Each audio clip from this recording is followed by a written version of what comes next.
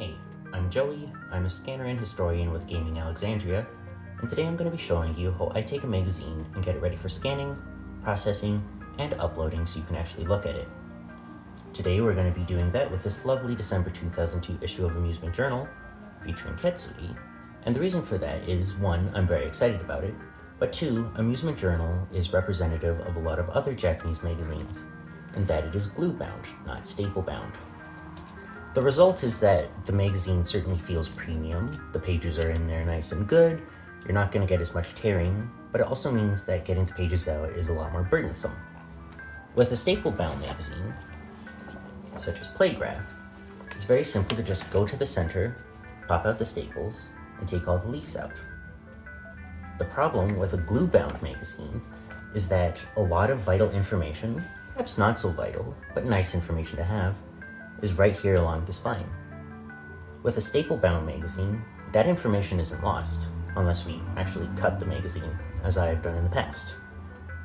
However, with the glue-bound one, we need to minimize that information loss. And the way that we do that is by actually removing the binding so we can get as close as possible to the edge. The way that we do that is with this. This is a bookbinding machine, and thankfully, bookbinding and book debinding work the same way when you're working with glue. It's just heat.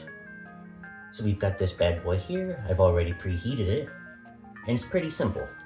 We take our magazine, and we load it in spine down. It gives us a nice beep, and now we just wait for the glue to melt. With our glue melted, we can now take the cover and start removing pages more easily. As you can see here along the spine, it actually starts to give. That's good. We do that with both sides. And we're very fortunate in that this issue isn't sticky. A lot of the time, this old glue might melt a little too well. It becomes very stringy and gloopy, and it's a mess.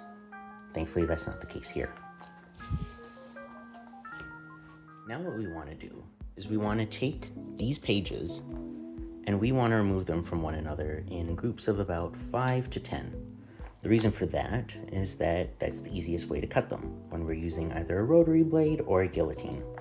In my case, I use a guillotine. So the way that we do that is pretty simple.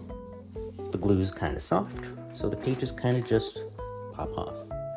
So 1, 2, 3, 4, 5, 6, 7. Take them off as a group. 1, 2, 3, 4, 5, 6, 7. And we continue doing this for the entire magazine. Sometimes the glue might start to harden a bit as it cools down, but that's usually not too much of a problem. If we want, we can put a paper towel along the spine here and put it back into the bookbinding machine to actually loosen up the glue. Most of the time I find that that's not quite necessary. Sometimes you just have to use a little more force. And as you can see, we're getting pretty much the entire page here. There are a couple rips right along the spine, and that's pretty normal. That happens just, from how the glue is actually set into the page. When these magazines are actually bound, it's not with a completely straight cut page. Since they need the pages to actually adhere a little bit, they do make these little perforations a lot of the time so that the glue can actually kind of grab onto the page a bit.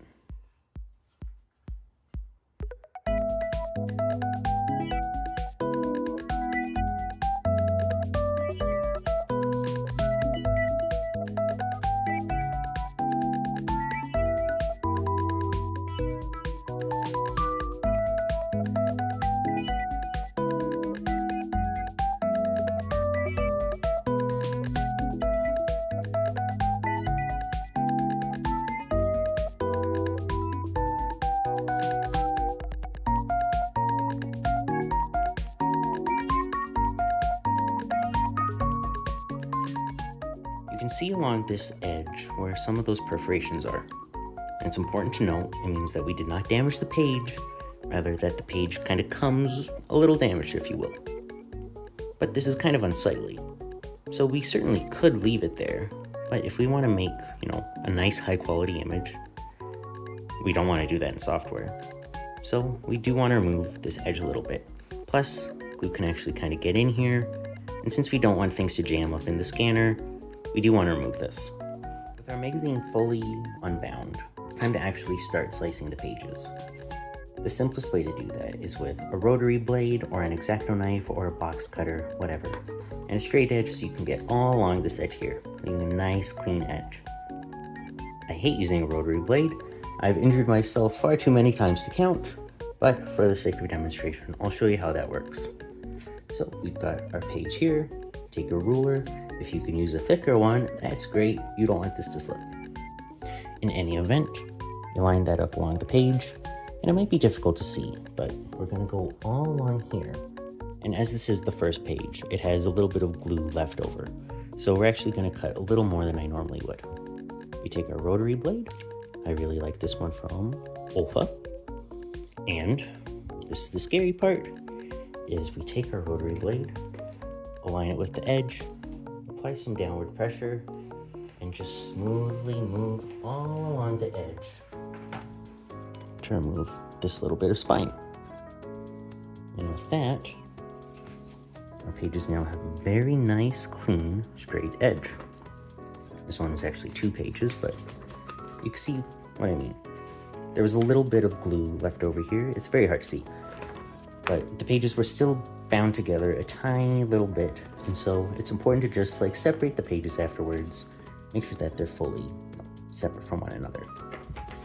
Preferred method, however, is to use a guillotine. So you've probably seen these in a classroom or in an office. It's a big blade on an arm, and it goes down to slice the pages. The nice thing is injury is vastly reduced. You're not getting your fingers, all up in here.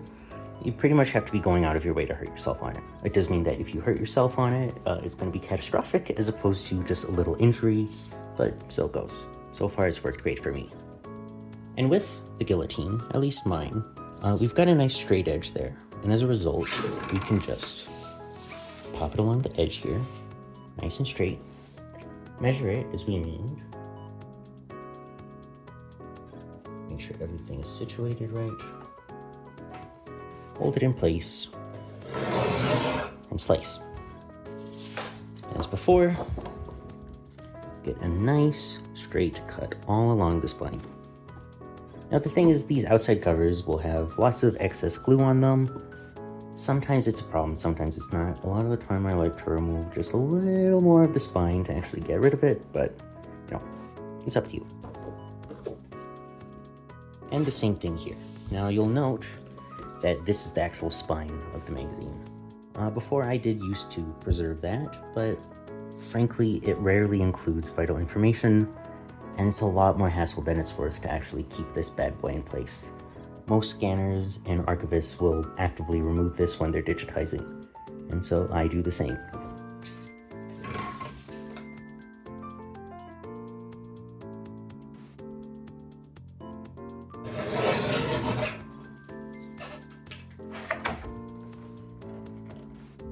And sometimes the glue can get a little stuck to things, just due to how much pressure is actually applied, but look, nice and clean.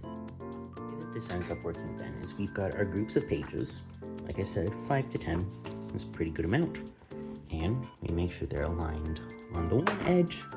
And what's nice about Amusement Journal is it is a very high quality publication, so the pages are actually straight. That's not true of all magazines, but we just get it in here, line it up with our marker. In my case, I know it's almost 21 centimeters. There, hold it, and with that, all these pages now have it gone. But as I said, there can still be a little bit of extra glue. Glue's not an exact science, so some pages can be a little stuck, so just pop them off. Do that for each page. This part does slow down the process a fair bit, but I've noticed that the times when I don't do it are the times when I get the most jams, as one might expect. But it does mean that the pages start getting crumpled in the scanner, and frankly, that's not a great way to be treating fairly unique resources.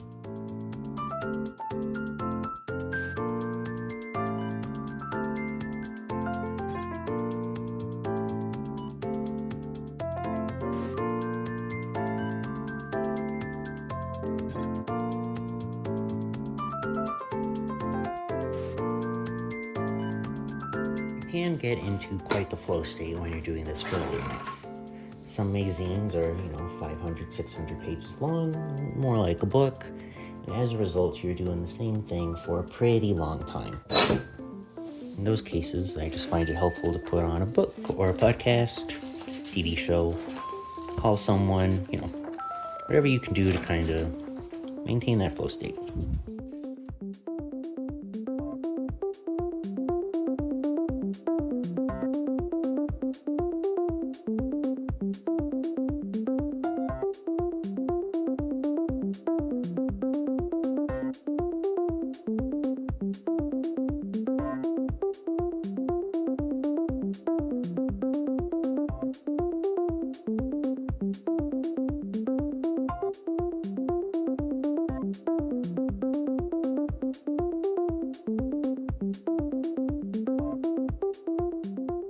As you can see, since I have to go through each page individually, I get a lot of time to actually appreciate the content that is in these magazines. And as a result, I get a pretty good grasp of generally what's in what issue. So there are times when people ask for, hey, when is this particular plush set made available to the market? What issues have an advertisement for this game series? Things like that. And frankly, that's not me combing through each issue after the fact. It's just, I've looked at this a bunch. I have to look at it. I have to look at it many times. And as a result, I get a pretty good grasp of what's actually within the issues. And that makes it a lot easier to then go back later on when I put them onto Internet Archive, Gaming Alexandria, or my own personal website, and actually index what the materials are. The key features, the key interviews, things like that.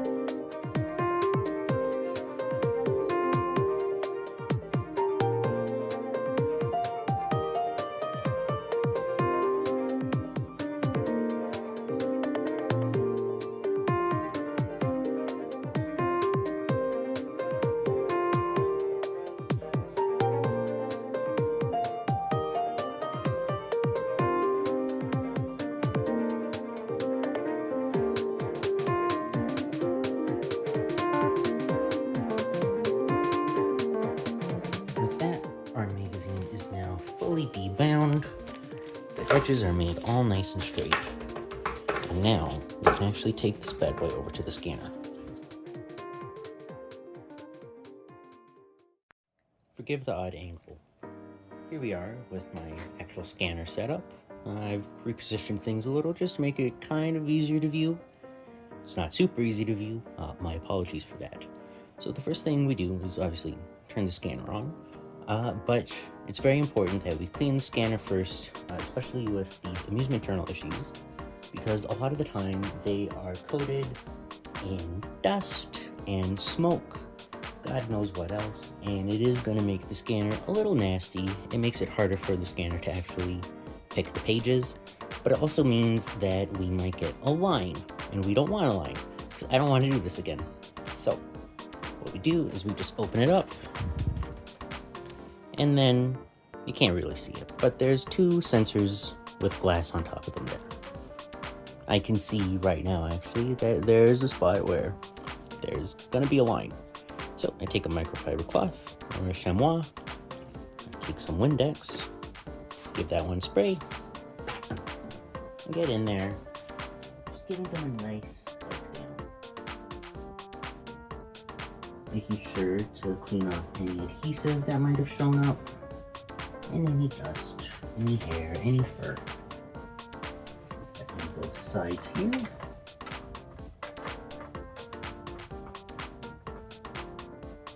And with the spots where adhesive does actually start to melt a little bit onto the glass, you might have to use a little bit of pressure, but that's fine. Quick visual inspection looks good. And now we take a dry part of the cloth, and because we don't want any light to refract off of any moisture, we just give them a quick wipe.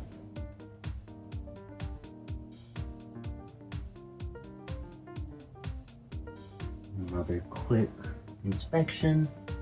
Make sure everything's good. I think it is. Close it up. And now we can actually scan. So it's already on. It's already connected to my computer over there. And the way that we're going to do this is we do want to make sure that there are no lines. So we're going to do small batches so we can actually inspect the images as they come out. Make sure there's no streaks or anything. Address them as needed so that we're not doing a huge amount of work twice. So my scanner and most Fujitsu scanners will let you do up to 100 pages at once before things get a little complicated, we'll say. They start having trouble with picking pages, and they won't actually show you a preview, which isn't the end of the world, but you know, it's a little bit of a hassle. So we take them, load them up in here, use the guides to make sure everything's nice and straight. It looks good, and now scan.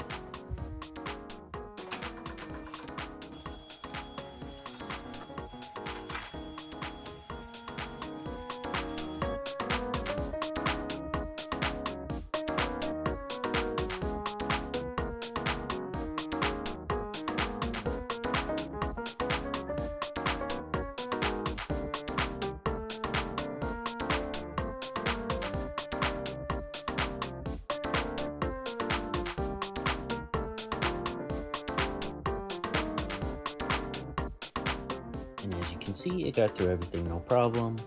Now it's just sending those over to the computer, and I'm going to give them a quick once over, make sure that nothing has a line or anything, no glaring problems. Everything's okay, so we're just going to continue scanning as normal.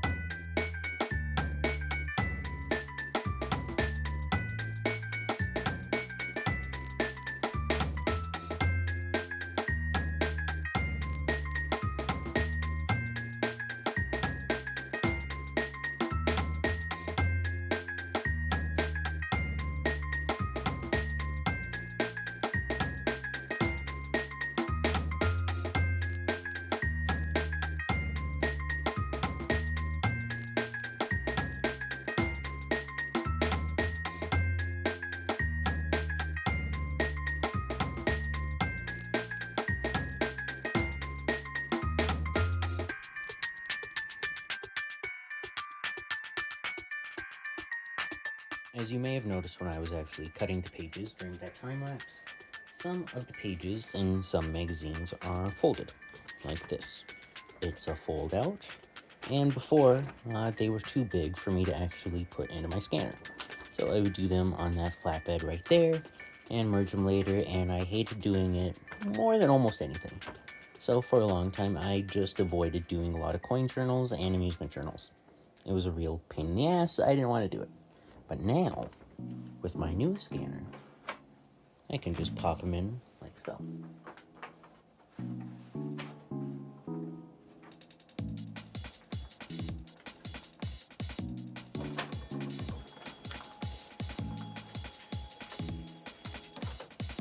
And then pull them back up nice.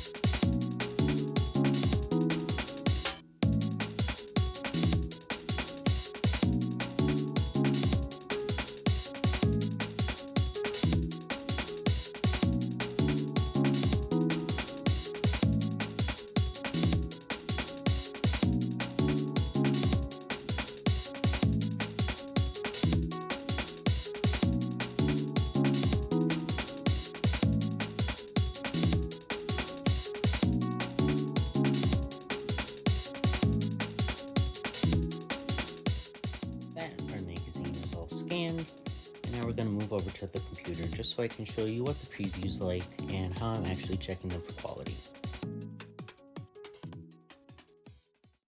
So here we've got all of the images from our scanning process. What I'll do, just to make sure things are copacetic before I continue any further, is I'll open a couple images just to check for any errors. We're scanning at 600 dpi, so the images are enormous. Most of them are going to be around 4800 by 6900. So we'll zoom into 100%. And as you can see the screening process here. That's how it's actually printed. That's something we're going to remove in a little bit.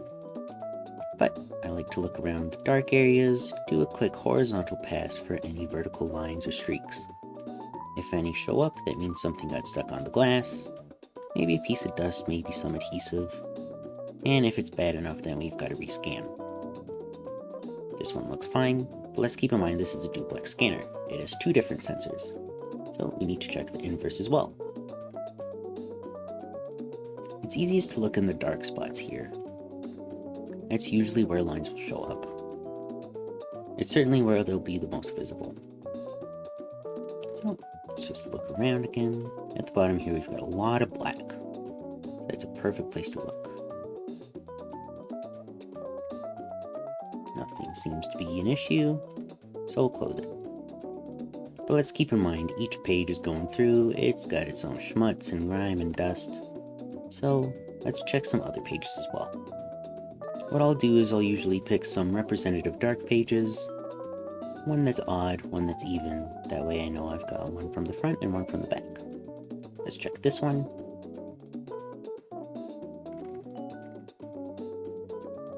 And it looks fine. Let's check this one. And again, no issues. I'll usually do this with color pages throughout, just get a nice sampling, because we're doing this in batches, it's a lot of pages, you never know if something's going to show up. Better to be safe than sorry. So let's check this.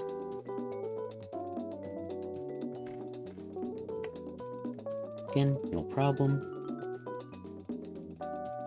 That was an odd one, so let's pull up an even one. Zoom in. No issues whatsoever. Perfect. We'll do that on the very last cover as well. That's because, it's the very end. It's when the scanner's dealt with the most stuff. It's when it's at its dirtiest and schmutziest. It's just good to double check. And we'll do the inside cover as well, even though it's mostly white. As you can see, no issues. Now that we know everything's okay, we do want to actually zip these up, as these are our raw files. They're straight from the scanner, and they're untouched. We keep these so we can actually process things without ruining the originals. In case we do mess something up, we can always go back.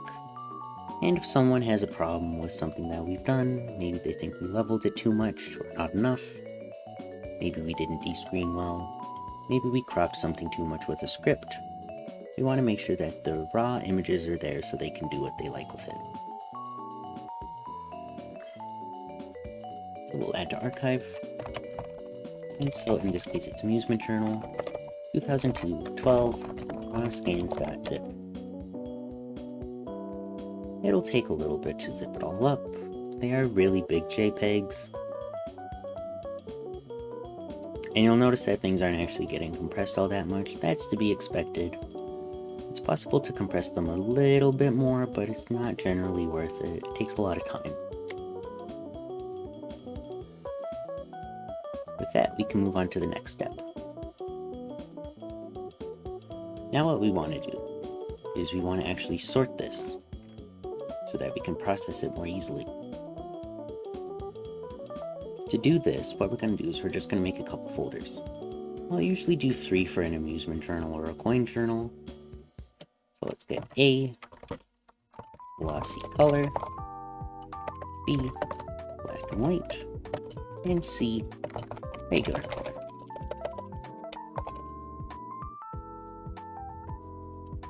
Glossy color comprises most of the color pages.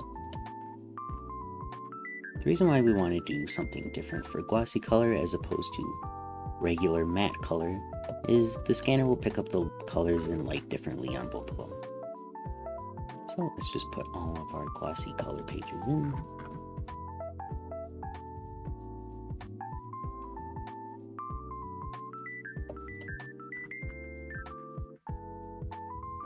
Now all of our black and white.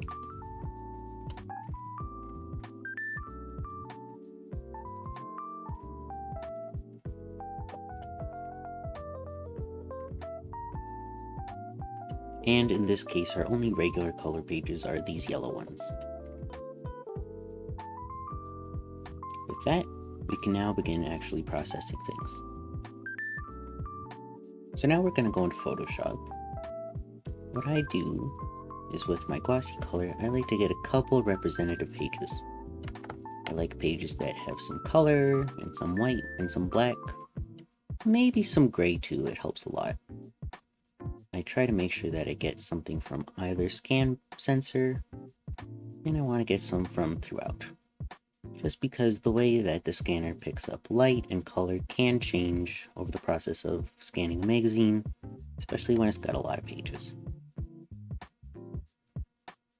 So what we have here is a batch action for color processing.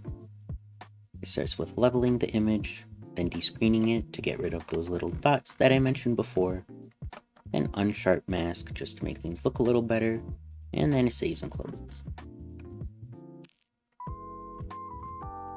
What we want to do first is make sure our levels are correct. This is what it looks like right now. We could mess with these and level it however we want, but we want things to look close to reality. We want blacks to be black and whites to be white. So what we're going to do is we're going to use our eyedropper. This is how I prefer to do it. Select the black one and select something I know is supposed to be black, like this. Then I select the white eyedropper and I select something I know is supposed to be white. With older magazines, a lot of the time the edges are yellowed a little bit, so I like to get one of those edges there, just so that the yellowed bits are also taken care of. We can preview and see how it's actually changed things.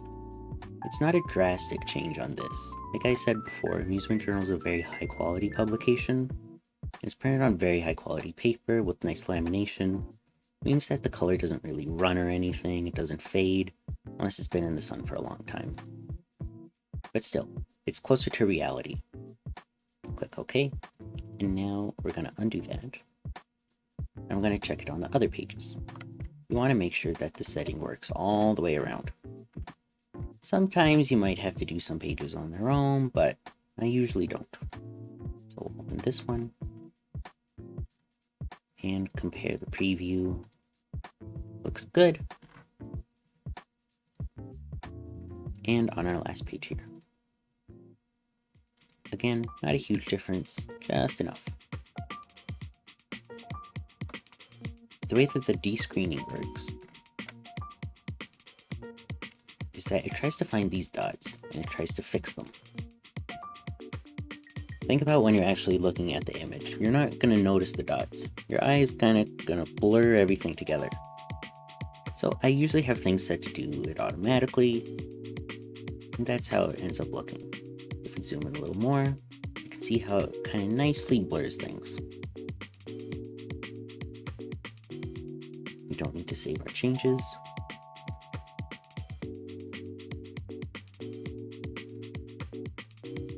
And now we can actually run this as a batch action.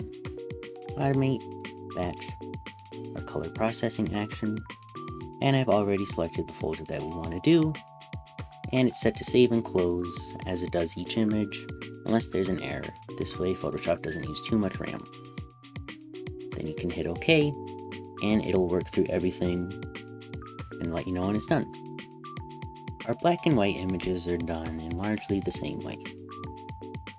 It's important to note though, that when I'm scanning them, I am scanning them as if they're color documents. So if something is yellowed, it's going to show up a little yellow. Black and white, when printed usually isn't actually black and white.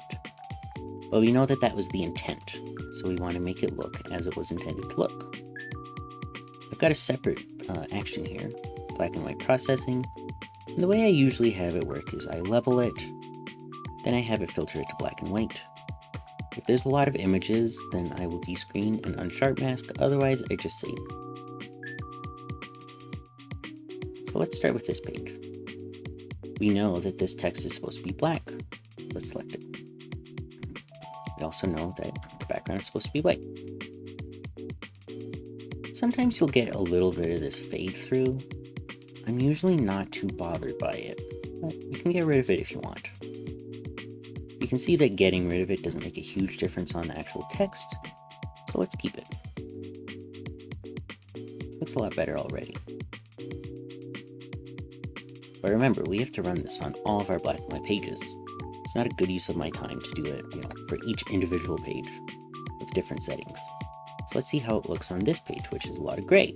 It doesn't have any black on it. We can see that it looks a lot darker, but also looks a lot better and a lot crisper. If we wanted to, we could handle a page like this on its own. I'm not going to, but you could. You can also see here how it's actually screened a lot like the color pages, but this is done with only black ink. I usually find that black and white pages, the screening process is kind of intended, and your eye might pick it up more easily, but let's keep in mind, a lot of people are looking at the image like this on their screen. They're never going to notice the screen. As a result, on stuff like this, I usually won't bother. The reason why I bother for color images, color pages, is because a lot of the time researchers are using those images for their own purposes. And so I want them to be able to quickly grab an image in as high quality as possible in a way that looks similar to reality. We'll then just try our levels again here. And again, it looks great. So once we actually level it, like this, it's still technically not black and white. That's why we run a little black and white filter. It's very subtle, but the difference is there. You'll see it a little more clearly here.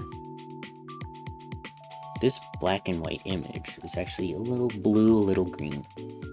So run black and white, and as you can see, it goes back to being just black and white, nice and gray. Same thing here. Level it. It's a little greeny blue. There. Properly black and white and gray. And so it's the same thing. Oops. Don't save that. I'm going to run it as a batch action again. Black and white processing. I'm going to select the appropriate folder and run. Since we're not descreening, it's going to go a lot faster. The nice thing about the saving process is I have it set to slightly compress the images. It's not enough for most people to notice, but it does make for a lower quality image than the raw. But that's why the raw is there. It's the highest quality, straight from the scanner image possible. But since most people, want to be able to read something that isn't an enormous file, we compress things. This makes it easier for everyone.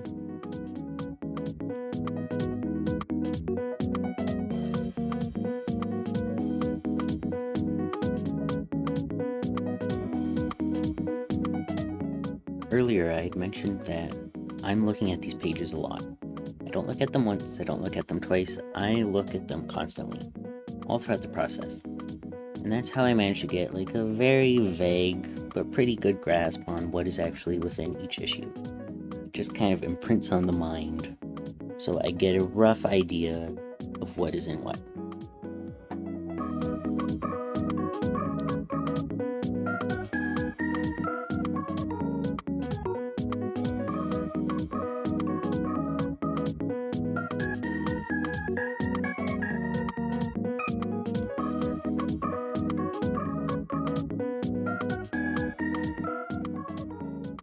I'll usually leave the color processing just on its own while I do something else.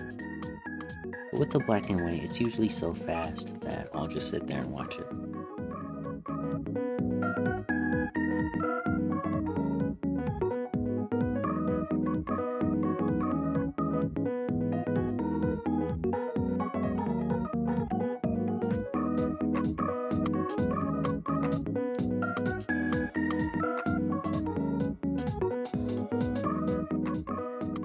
With that all done, we can move on to our last batch of pages. We're now going to work through these yellow pages. Yellow pages is fitting because this is basically printed on phone book paper. As you can see, it's really thin. You get a lot of bleed through here. This presents a problem where it's really hard to level it because if we raise the blacks at all, then we're going to increase the bleed through. We might also be worried that with the few images that aren't on these pages, that we might lose some information. But the thing is, these are pretty much all exclusively in Coin Journal and Amusement Journal. These are listings for used machines, or for different distributors around the country. As a result, people very rarely, if ever, look at these pages. If they are worried about information loss, the raw files are there. So, what we usually do is we go to level it, and we select something we know is supposed to be black, and leave everything else untouched because, as you can see, it just starts to wash everything out, and it doesn't really help anything. The only way we're going to get rid of that bleed through is by far over processing things, to a comical extent. So we kind of don't bother. This does have the potential to mess up OCR, but honestly, I'm not overly concerned about it. As you can see with the images, they're really low quality as well. Our descreen tool actually won't even pick up the screen in most cases, so we don't use the descreen tool. It's a lot like a black and white page in that way.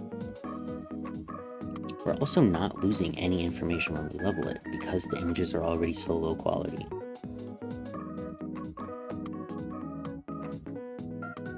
Part of the reason why we level these anyways, though, even if people aren't using them, is because it does make the OCR a lot better. It makes it easier for it to actually pick up the very clear, distinct text. And like I said, most people won't ever use this. However, I have used these pages before, particularly for proving that Loverboy was sold in Japan. So, it's just a nice thing to do. So, we'll close this, and this, and you. Go to Automate, Batch, Color Processing again, go back out, Regular Colored, and Run. As with the black and white, it's going to be lightning quick.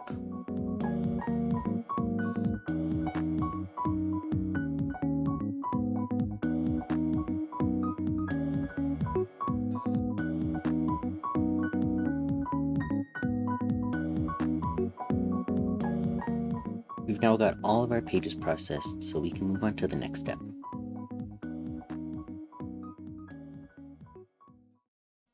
Though everything is processed, there's still something we need to do before we can move on. Let's keep in mind we had a foldout, and the foldout was scanned sideways. It's this one here. I'd like this to be legible, and to represent the magazine faithfully, so we just need to rotate this. Sometimes I'll do it in Photoshop, sometimes just in Paint. Save that. Here we go. And you know what? I'll be nice. I'll do it with the backside too, even though you can't see anything on it. Just make things consistent. Now, we're going to select all of our files here. 280, and we want to make a comic book zip. So, Amusement Journal 2002-12.cbz. So this is basically an uncompressed single package of all of our processed JPEGs. It looks really nice, especially in something like an iPad reader. Just nice to have. This is also what Internet Archive is going to derive its own PDF from, so we want things to be nice and high quality for the viewer. The annoying thing is now we have to make a PDF. The reason we do that is so we can run our own OCR on it, which will be more accurate than the Internet Archive's OCR. This is kind of a laborious process. Not laborious, but time-consuming and annoying for a reason you'll see shortly. So it's just going to quickly load up the thumbnail for all of the images. During this time, it's also checking the security settings, but if we wanted to, we can hit combine right away. So let's do that. And this might look different depending on your version of Adobe Acrobat or PDF tool of your choosing, but the principle is the same. As you can see, it's checking each file's security settings. I don't know what that's actually doing. I don't think it's actually accomplishing all that much, but at least it's kind of quick. It's certainly quicker than what we're about to see.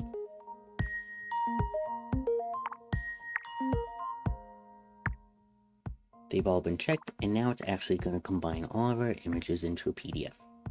As you can see, it goes one by one. Takes a second or two per page.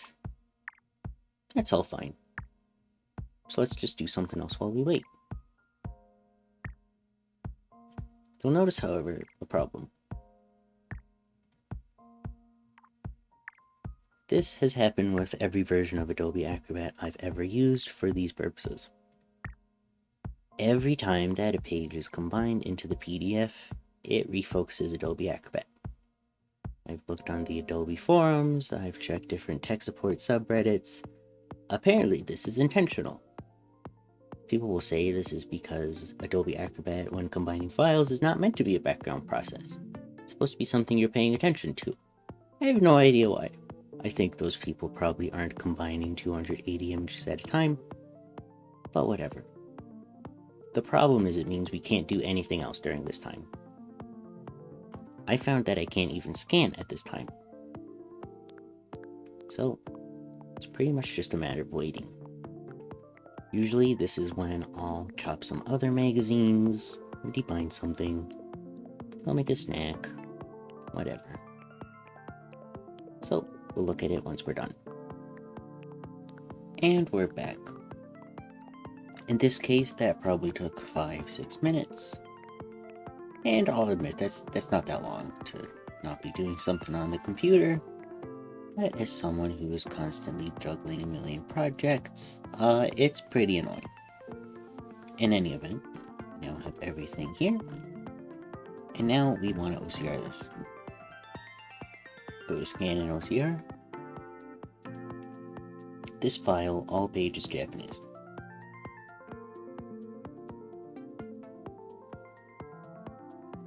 And now it's going to go through each and every page, converting things into a searchable image.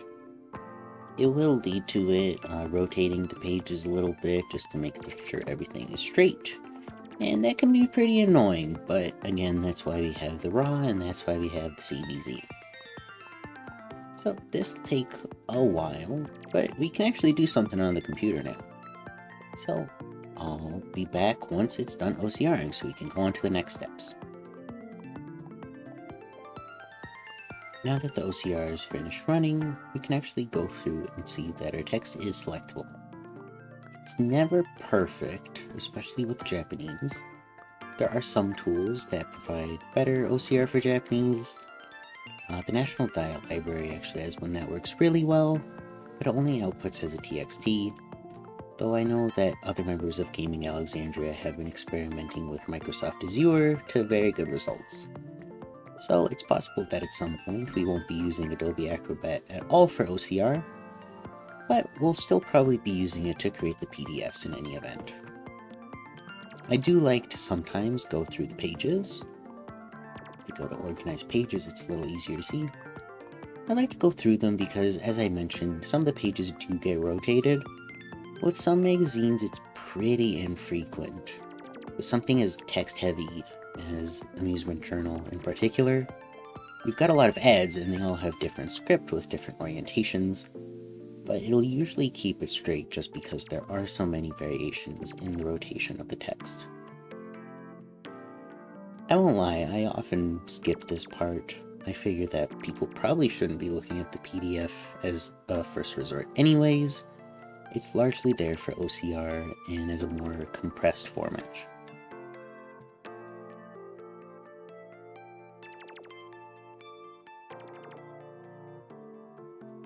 We may be able to see, if we go to one of the yellow pages, if the background also got OCR'd. And it's kind of difficult to tell if it's just a continuation of this or what, but as we can see here, some text is selectable. It probably doesn't matter too much though.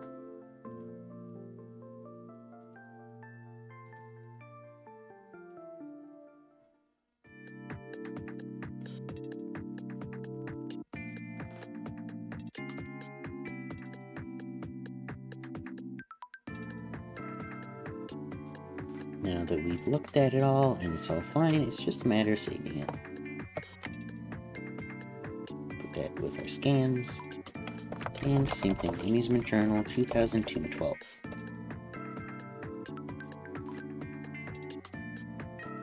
One thing that's important to note is Adobe Acrobat won't actually let you save PDFs that are too large. A lot of the time what I'll do is I'll combine the files and then save that straight away as a PDF before I go and OCR it. I especially do that if I have a lot of files that I'm working with, if I want to OCR multiple files at once. However, if there's too many pages or the file is too large, then that's no longer an option. In those cases, I have to OCR them before I can save them. For something like this though, that's not a problem. Now that we have everything processed, we can go ahead and delete these processed images.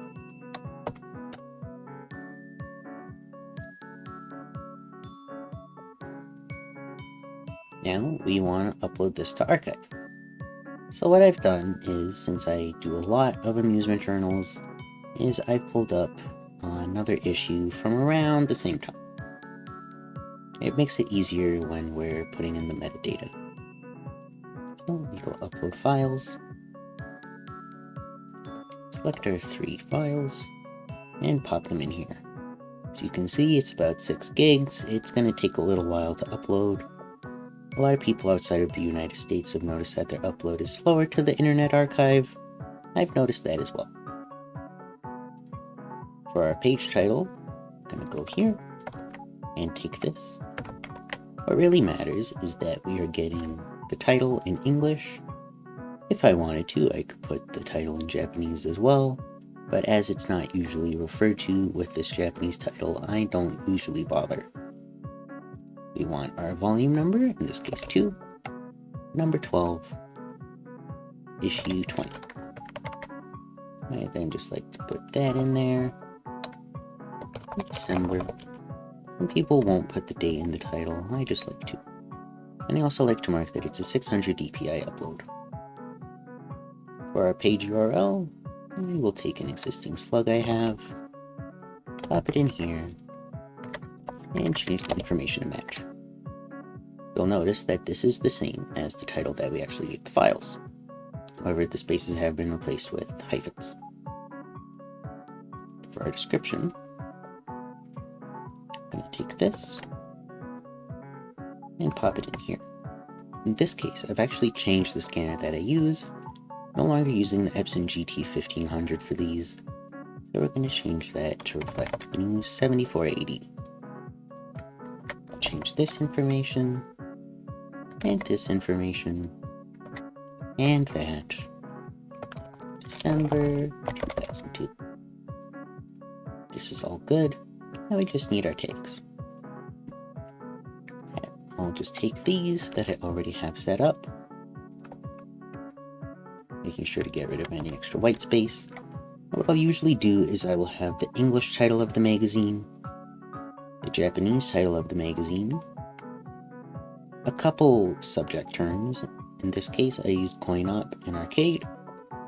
Magazine, as that's the format. Scan or scans. 600 dpi. Raw. Gaming Alexandria, and the Video Game Scanning Collective. After that, creator, in this case that's Amusement Journal, and the date. You'll notice with this that though the cover date is December 2002, that's actually not the date of publication. That's pretty common, especially with Japanese magazines, but what's nice is pretty much every Japanese magazine will give you the exact date of publication. So in this case, 2002, November 30th. Put that in the text collection, the language is Japanese, and one more thing. Amusement Journal is read right to left. So go to additional metadata, page progression, RL for right to left. Now it's just a matter of uploading and creating the item. This will take a while. And even after it's finished uploading, we'll then have to wait for Archive to derive its own files from the files that we've uploaded. So something like an amusement journal, we can expect to take probably 4 to 8 hours before it's all good to go. So we'll take a look at it then. For the sake of simplicity though, let's take a look at a similar issue. So the one that we were taking our metadata from, Amusement Journal issue 022 from February 2003. So as we can see here, if you go to look at all our files, we've got our raw scans, and people can look through the contents without downloading it all. That's good if they just want to check, say, a single file. That's going to take a while to load. Maybe we'll do a smaller one. As you can see, it's right there. People can pluck them as they want. We've got our CBZ, same thing. You can look at the images without having to actually download them. We've got our PDF. This is the one we uploaded. And then all this other stuff is derived by Internet Archive with our files. So that includes all of our OCR, and that includes things like torrents, all that good stuff. So what we have here in the viewer is it'll default to the CBZ. That's good. That's pretty much the highest quality edited version we have. And it's as simple as that. It's read right to left. And it has its own OCR run on it. So this is one of the things that happens. We did run OCR, but it was on the PDF. So that OCR stays with that PDF. Internet Archive has its own OCR, which is not the best, especially with Japanese, Chinese, Korean. But it's serviceable at least. It'll get a lot of proper subjects, proper nouns, names, things that are in English or in hiragana or katakana. It's not perfect, but again, that's why we run OCR on the PDF. That way, when people are searching text content, it should show up as well. And with that, our upload is basically done. It's just a matter of sharing it on social media, uploading it to Gaming Alexandria, and putting it on my own personal website with my own edits and indexing. I find this to be tremendously satisfying. I love doing this, but it is an involved process, and that was the point of this video. A lot of the time people will ask me why I haven't uploaded something yet, why I'm taking so long, and the simple answer is that it really does take a lot of work. Things certainly went slower by virtue of me showing you what I was doing, but still, it's a laborious process. And it's involved. It doesn't happen on its own. And there's a lot more manual input every step of the way than people might assume.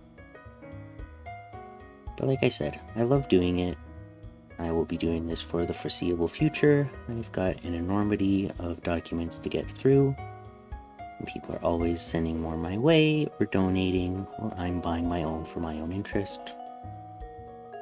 You may notice that when we look at my uploads,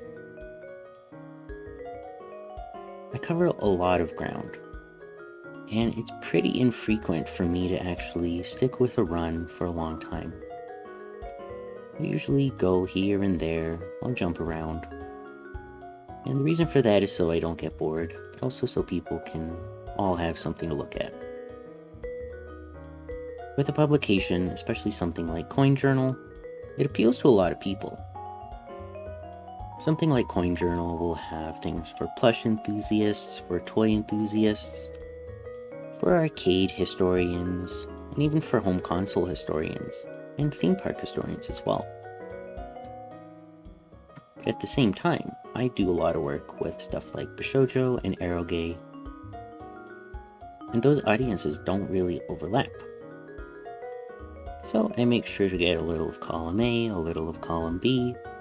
I'll throw in some console or general gaming interest magazines, some computer magazines, just to make sure that everyone's sated.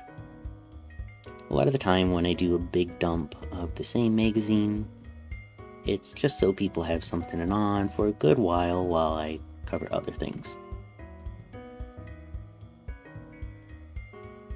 As you can see, my catalog is pretty extensive and is constantly growing, including my alternate accounts where over 800 uploads as of today, and that number will increase for the foreseeable future. I hope that this has been educational and has let you know kind of how this process works and help to demystify it. A lot of people can be intimidated by the volume of scanning that I do, but as I've shown you, it's really not that complicated. A lot of the reason why I'm able to maintain that speed is just because of efficiencies along the way, and because I do this so much. I started just like anyone else, way back when, and in those days I used a hairdryer, and I used an X-Acto knife, and I used a flatbed scanner, and it took forever, but it was still very satisfying, and I was content with the results then, but I'm also content with the results that I've gotten since. One more note is you'll note that my scanning has been destructive.